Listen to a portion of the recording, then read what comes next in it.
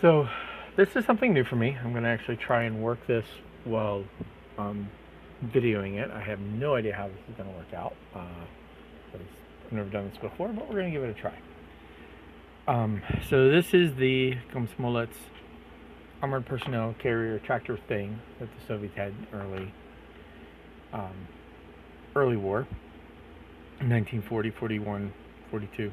Actually, I think these were probably done by 42. And one of the cool things that they made was what they called the ZiS-30, I think it was ZiS. And that was a self-propelled anti-tank gun, which in essence was the ZIS-2 artillery piece, which I have another model kit for here. That was just pretty much strapped to the top of the thing.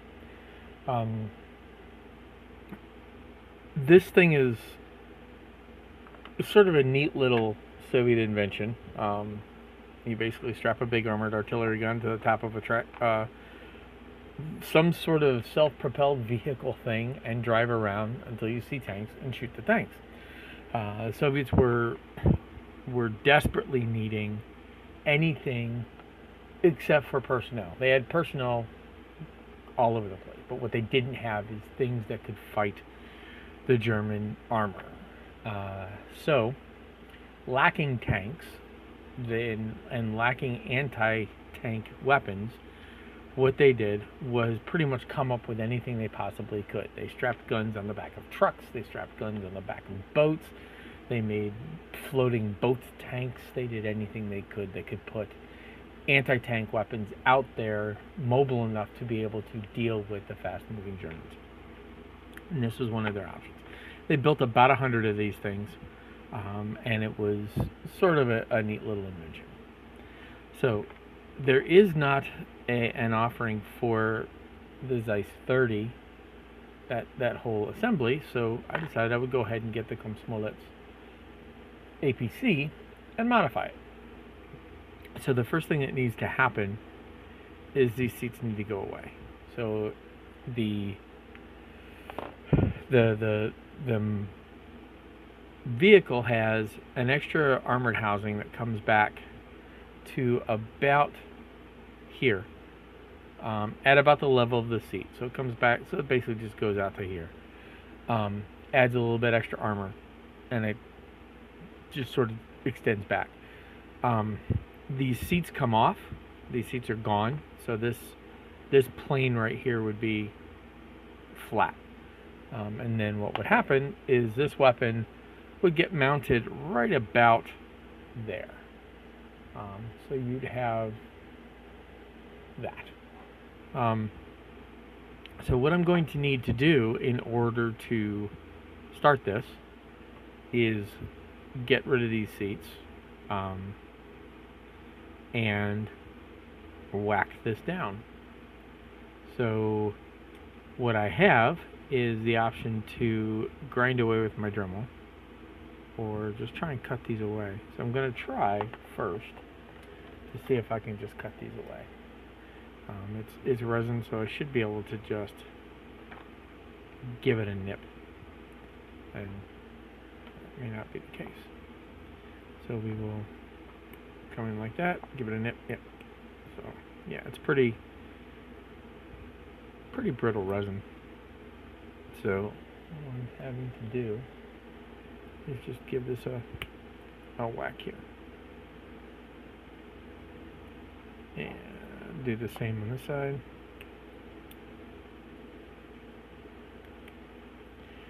And then it just sort of starts it off here. Get my glasses so I can see what I'm doing. It's kind of a little bit challenging trying to do this on video because I've never done this, never worked on video before, so I hope this is working out. We'll see.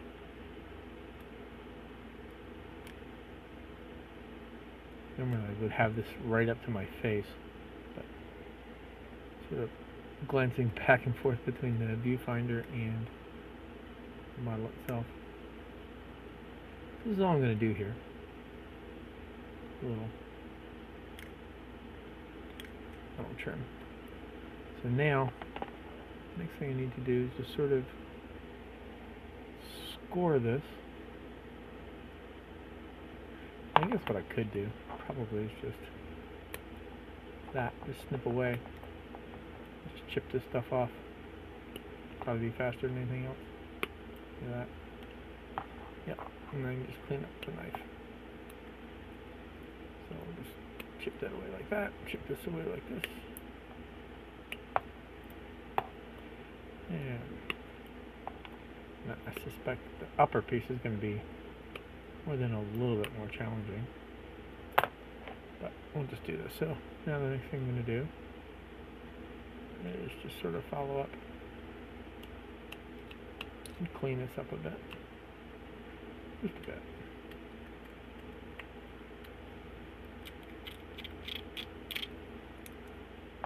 So yeah, all that needs to be done there is get rid of that. So let's do that real quick. Let's just sort of clean this stuff up. Yeah, this resin's really kind of brittle, so that's very easy just to scratch right off.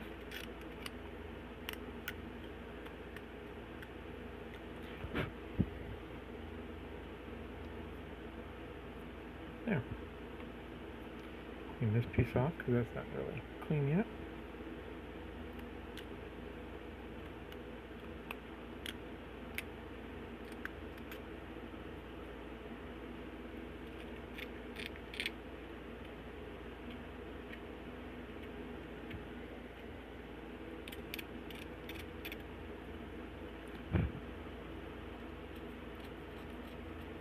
I'll go back and sand this up a little bit later. We just want to get the majority of the bulk stuff off of here. So, one seat gone.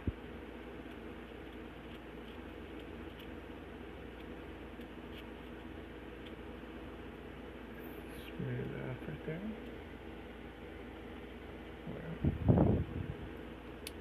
Trying to stay in the viewfinder here. I apologize if I've drifted off.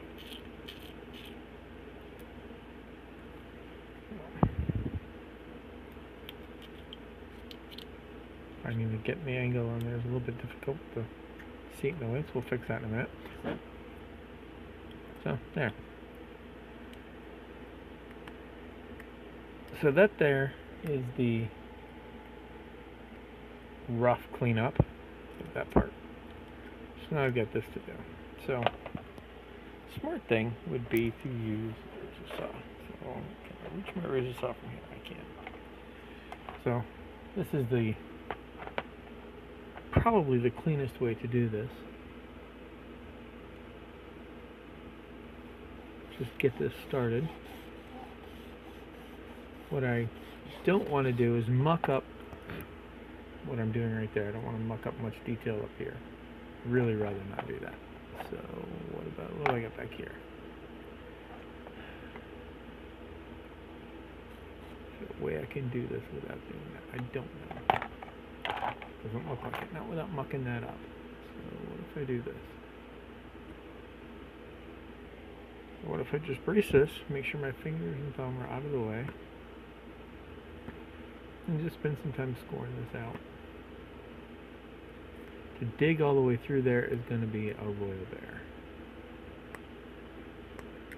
I don't suppose.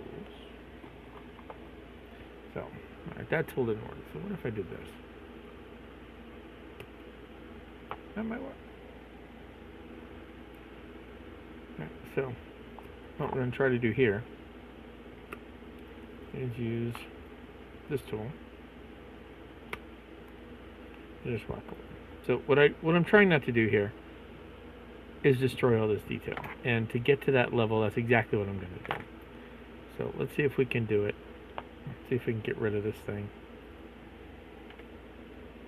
using a different tool, like nips. And then the knife to finish it down.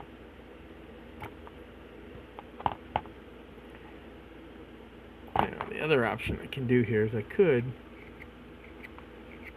pull out my Dremel tool and cut this thing down. But I think I would end up having exactly the same kind of problem that I had here, in that the Dremel tool will dig a lot more than I want it to.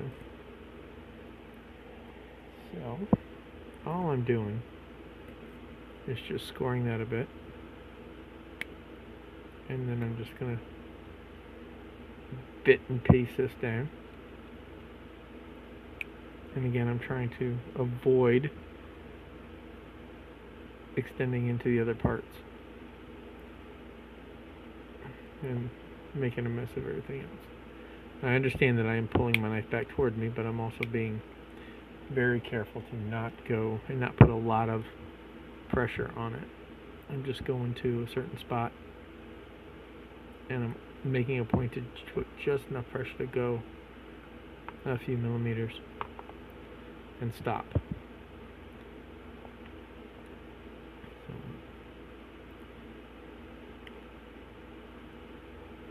anybody who's worked with X-Acto knives has probably stabbed himself at least once, and they've done it because they've done this.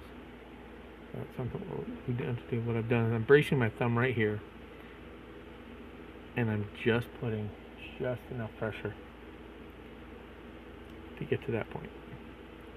And it's helping me just keep even with that spot right there. So what I need to do now is just sort of do this the whole way back the model and just remove this upper piece.